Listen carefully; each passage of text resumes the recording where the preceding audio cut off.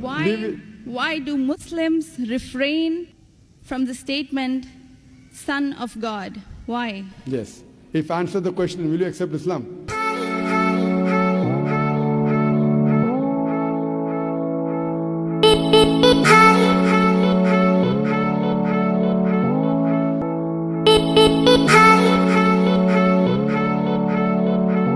Once again, beloved, I greet you and I welcome you to Lost in Media. My name is Dr. Stephen, and you know for sure that whenever I get in my seat here, it's about really dismantling those several assertions that have been made against Christianity since time immemorial. Well, quickly we're going to react on a program that went on by Dr. Zakir Naik. He was confronted by a Christian, or let me put it that way, a Christian.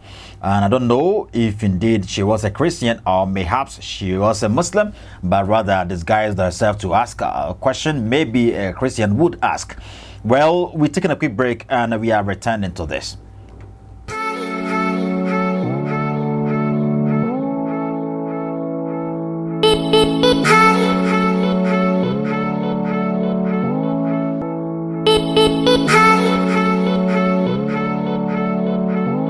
You're welcome back, beloved. May God richly bless you for waiting for us. Yes, surely.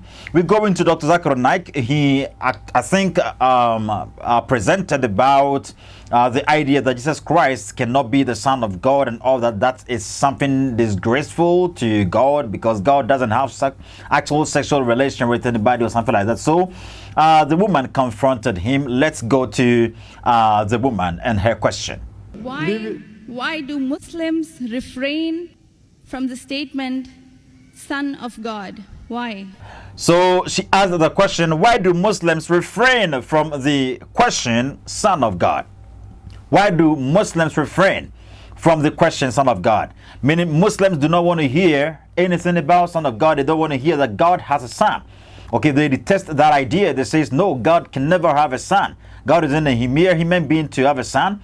So what did Zakir Naik say about this? Yes. If I answer the question, will you accept Islam? Okay, so it's, I don't know. He asked this question. He says, if I answer this question, will you accept Islam?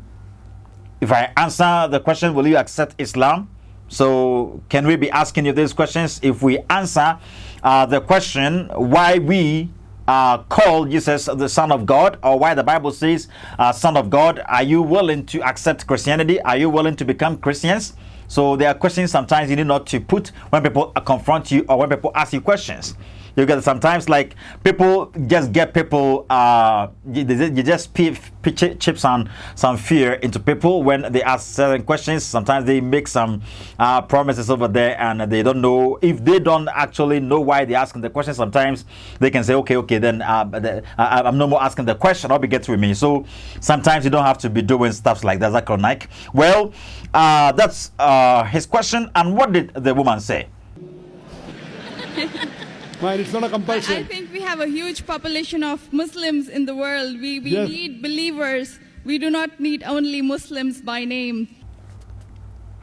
Okay, according to her, we believers, or perhaps she's saying the Christians, or maybe we Muslims, maybe that's what she was intending to say or something like that, because Muslims call themselves believers.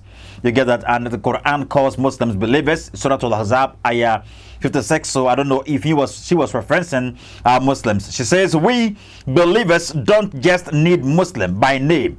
Well, what did Zakir Naik say about this? Yes, so we want Muslim by deed. So we want to become Muslim by deed, not by name, sister. Okay, Zakir Naik says, yes, no one needs, believers, Muslim by name, or but rather by deed. So you want to become Muslim by deed, not by name, sister.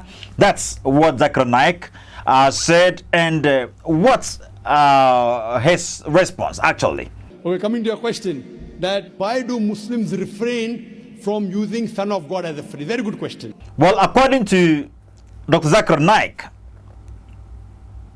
he is now coming to the question of the woman. And why do you not call Allah Father? Why do you not call Jesus a son of God or son of Allah? And that is the reason, sister, if you read the Quran has got 99 attributes to Allah subhanahu wa ta'ala.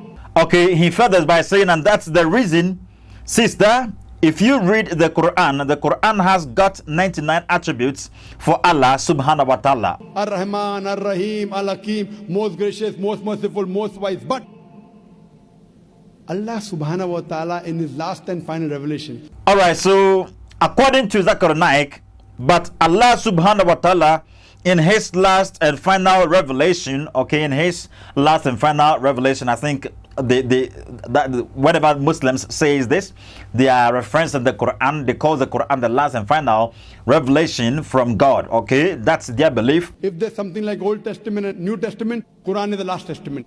Okay, so he says if there's something like Old Testament and New Testament or Quran, the Quran is the last testament. Okay, meaning if Zakir Naik is saying this, then we have Old Testament as Christians in the Bible, and we have New Testament. And we know for sure that the New Testament, practices did away with the Old Testament practices. Okay, the New Testament worship did away with the Old Testament worship or way of worshiping. The New Testament isn't an offshoot of Judaism. It's a separate religion, or Christianity isn't an offshoot of Judaism. It's a separate religion from Judaism. What we get to Paul in Galatians chapter 1, verse number 13 said that, for you have heard of my conversation in time past, how that beyond measure I persecuted the church of God and tried to destroy them all and wasted it. So according to Paul, there came a time, there was Judaism, okay, in which you would find Sabbath and co. I'll be get to remain. But at that very particular juncture, he was speaking, he was a Christian, and he wasn't any longer a Sabbatarian. He wasn't any longer a Judaizer. Do you understand? So the New Testament prophets prophesied about the Messiah. They prophesied the New Testament time. The Old Testament prophets prophesied at the time of the Messiah. They prophesied what was going to happen someday during the advent of the Messiah and all that. Okay, Isaiah and co, they all prophesied the advent of the Messiah. But they never prophesied some third testament. Okay, they never prophesied about any Muhammad. So if Zakir Naik claimed that the Old Testament is there, the New Testament is there, and the Quran is the last testament, it is never written anywhere in the Bible. If there was going to be anything like that, the prophets would have prophesied about it. They never did anything like that. There isn't an iota of information about Muhammad in the Bible. You understand? So Zakir Naik lied to the woman. It is never true. Well, what next, Dr. Zakir Naik? In his last testament, he has not used the word Ab. Okay, so according to Dr. Zakir Naik, in his last testament, meaning in God's last testament, in Allah's last alleged testament, he has not used the word Ab. So according to Zakir Naik, in the last testament, in the so-called last testament, which is the Quran, Allah has never used Ab, meaning he has never used father. Well, I think there are many ways to say dad or father in Arabic. Okay, Arabians can say Baba. Baba, perhaps you've been hearing Muslims saying Baba, Baba, Baba, Baba. Baba means father. Baba simply means father in Arabic. Do you understand? And also in a formal way, like for the formal Arabic word is Abi. Abi, that is exactly what Zakir Naik pronounced, Abi. Okay, Abi. And I say, or you can, or just like how the Egyptians say it, the Egyptians will be like Papi. Papi, okay, Papi, that is it. So that is it. There isn't any letter P in Arabic, okay? Or Jordanian people, Yaba. Jordanian people says Yaba. Yaba, okay, it's different for each country, though the common one is Baba. Or we get to him. So that is it. There isn't any letter P in Arabic. That's why they'll be like Baba. They don't go by Papa. I'll be get to him. Egyptians goes like Papi. I'll be get to him. The Arabians goes like Baba or Abi. I'll be get to him. So Zakir Naik is saying there isn't anything like Abi or Ab in Arabic or in the Quran. I'll be get to him. Or just because maybe Allah do not want to be called father as one of his attributes. Well, what next, Zakir Naik?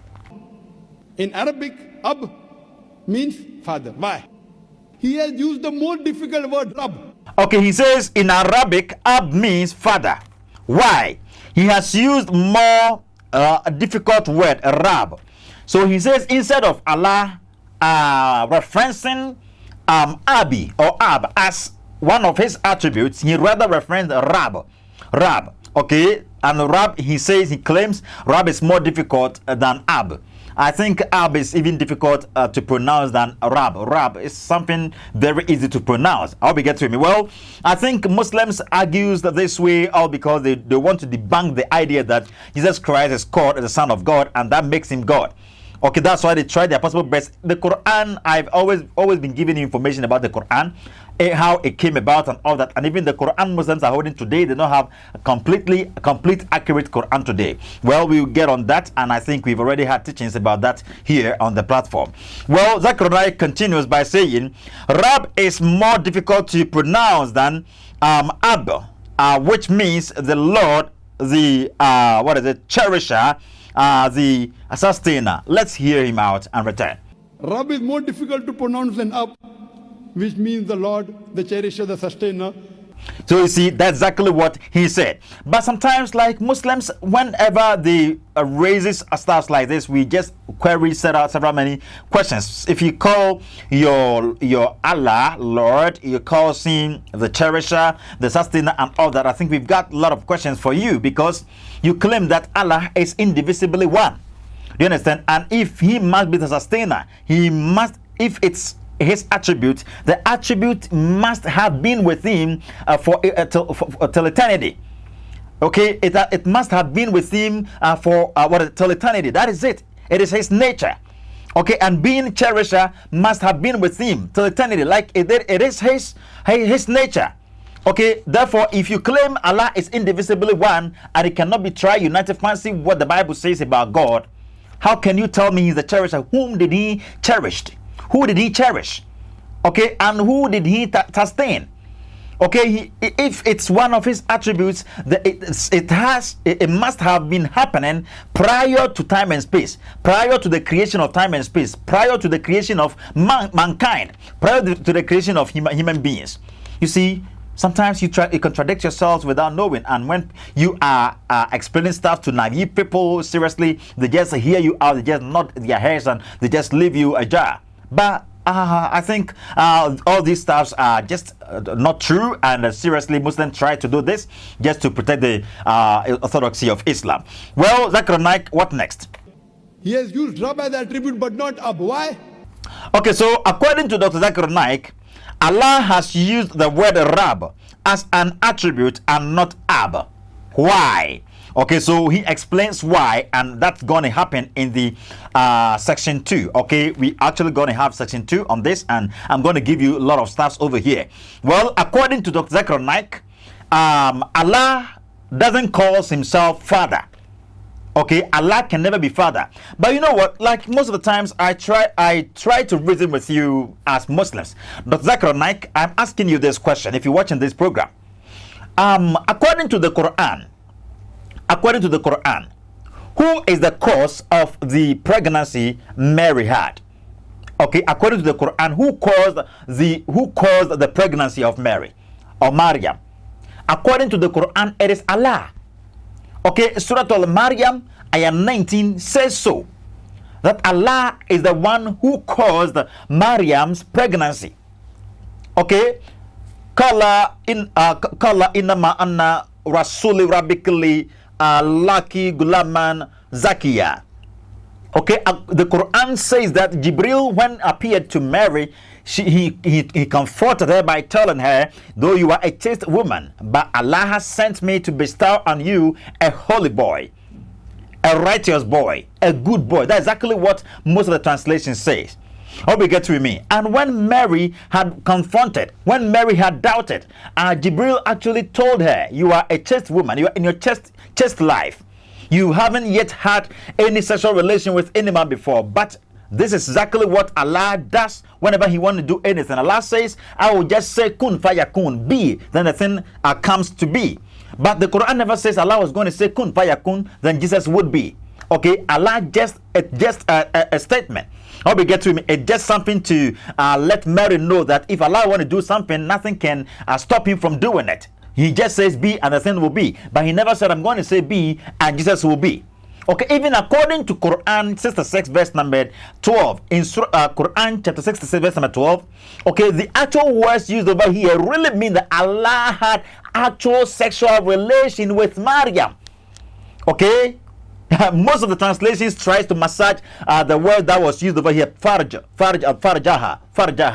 Okay, most of the translations will go like the angel breathed into Mary's garment, and that's exactly what got her pregnant or something like that. But it is never true.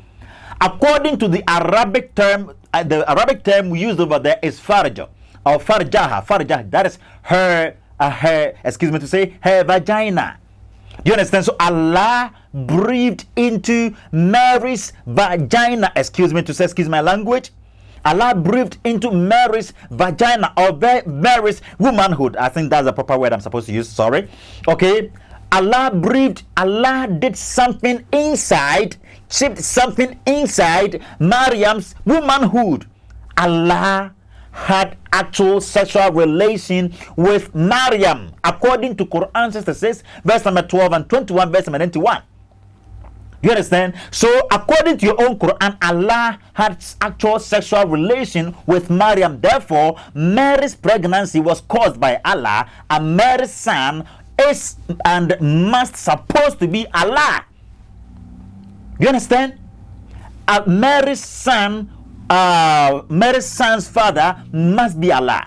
Allah is the cause of Mary's pregnancy, and you testify to this fact that indeed Mary saw no man before getting pregnant. Mary had no sexual relation with any man before or prior to being impregnated or prior to being pregnant. You claim that she had she had a holy son. She had encounter with. She had a supernatural pregnancy. That is, her pregnancy was something supernatural. That's exactly what you say. If she impregnated supernaturally and no man laid with her, and indeed she brought forth actual son. Okay, she brought forth actual baby.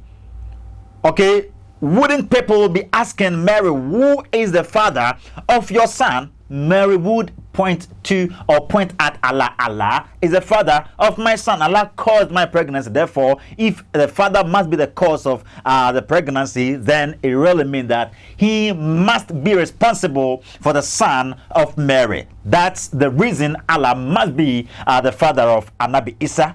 Okay, Anabi Isa must be the son of Anabi Isa, Allah. The father of Anabi Isa must be the son of Allah, and Allah must be the father of Anabi Isa. So, Dr. Zakir Naik, I think you have to understand all these stuff because your own Quran accedes to the fact that Anabi Isa is the actual son of Allah, and Allah is the actual father of Anabi Isa. And indeed, Allah had a sexual relation with Maryam. Okay. Allah, though the Bible doesn't say so, but your Quran says so in Quran chapter 66, verse number 12 and 21, verse number 91. Case closed. May God richly bless you. We are heading into the session 2 and surely going to understand several many stuffs. Zakir Naik is going to explain stuffs to the woman, and I think we're going to also delve into it, and surely I'm going to help you with some understandings. Greetings to everybody. Shout out to Grace Safuwadi of Adam's Fashion. May God richly bless you, and everybody that keeps on watching this program. Like the program, make sure to subscribe for us, and also share to your loved ones, and make sure to drop your comments under the comment section. I know there's going to be several lot of comments over here. May God bless you. Shall we meet up here once again on Lost in Media? Bye bye.